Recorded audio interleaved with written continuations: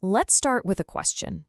What if every single photo, every text, every little private joke you send to your friends or your family was automatically scanned before you even hit send? It's a pretty wild thought, right? Well, it's at the very heart of a huge debate that's happening right now. All right, let's get right into it. In this explainer, we are going to break down one of the most controversial and maybe one of the most important digital rights proposals of our time.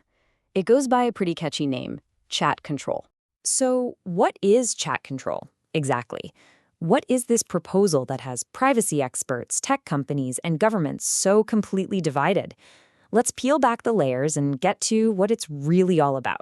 Okay, so its formal name is a bit of a mouthful. The Regulation to Prevent and Combat Child Sexual Abuse, or CSAR for short, but everyone just calls it chat control.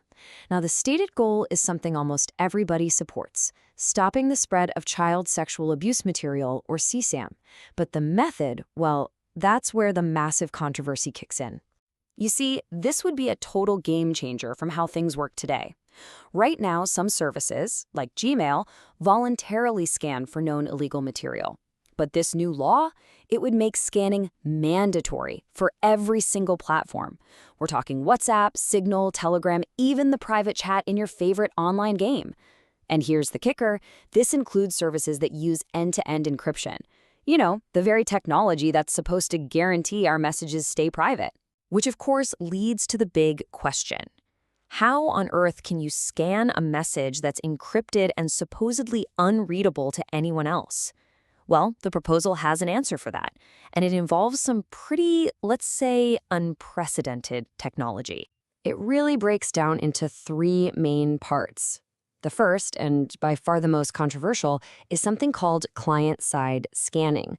What that means is your photos, your videos, your messages, they'd be scanned right there on your device before they get encrypted and sent. It's basically like having a little government-mandated scanner living inside your phone.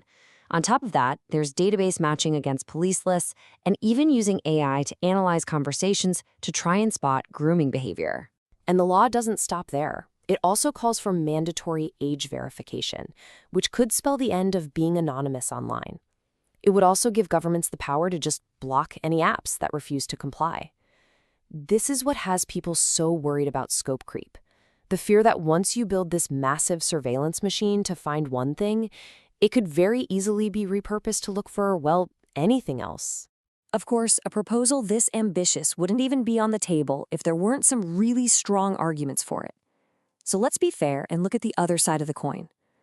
Why do its supporters believe this is not just a good idea, but an absolutely essential one? At its heart, the case for chat control is a deeply emotional and moral one. For proponents, the argument is simple. The safety of children has to be our #1 priority. Full stop. And if that means rethinking our ideas about privacy, then so be it. Supporters say that criminals are using encryption as a digital cloak to hide their activities, and this law is about closing that loophole. They often compare the technology to a virus scan on your computer. It's just an automated process running in the background with no human snooping on your private life. And this framing is really powerful because it presents the debate as a very stark choice. Are you for absolute privacy, or are you for protecting children? But there's a huge coalition of privacy advocates, tech experts, and civil rights groups who see this very, very differently. For them, this isn't about privacy versus safety. It's about the terrifying prospect of building a state-run mass surveillance machine. Their counter-argument is based on a core principle of any free society. You shouldn't be spied on unless you're actually suspected of a crime. Critics say that scanning everyone's private messages by default flips that principle on its head. It treats every single citizen like a potential criminal from the get-go. They argue that this plan likely violates the EU's own fundamental rights. On a technical level, they warn it essentially punches a backdoor into our digital security that could be exploited by hackers or even hostile governments. And then there's the practical problem. What happens when the tech gets it wrong? You risk flooding law enforcement with so many false alarms that it actually becomes harder for them to find the real criminals. And that risk of getting it wrong, it is not small. Some research suggests the AI detection systems could have an error rate of over 80%. Just think about that. You, a parent, sharing an innocent photo of your toddler in the bathtub could be automatically flagged as a criminal suspect. That's the exact nightmare scenario critics are pointing to. And this concern has really broken into the mainstream. You have public figures, like the streamer Arya, speaking out. And her quote really sums up how a lot of people feel, torn between the law's good intentions and its potentially disastrous consequences. So, where are we headed? Well, the outcome of this vote in the European Union is not going to stay in Europe. This decision could set a brand new global standard for what digital privacy means for all of us. This has been a long, drawn-out fight. The idea was first floated back in 2022, but it got so much pushback it was put on ice. Well, now it's back, and we are heading straight for a final, decisive vote in the EU Council on October 14th, 2025. And right now, that vote is on a razor's edge. The EU member states are deeply divided. You've got a big group of supporters, a smaller but very vocal group of critics, and a few key countries stuck in the middle. Honestly, it looks like the entire thing could come down to one key swing state, Germany. All eyes are on them.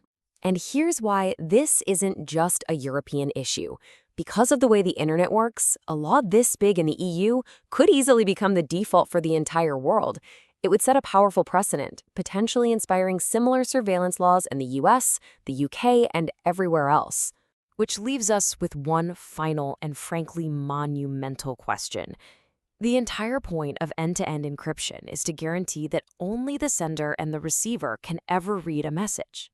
So if a government can mandate a system to scan those messages before they're even sent, can encryption as we know it, as we rely on it, truly survive?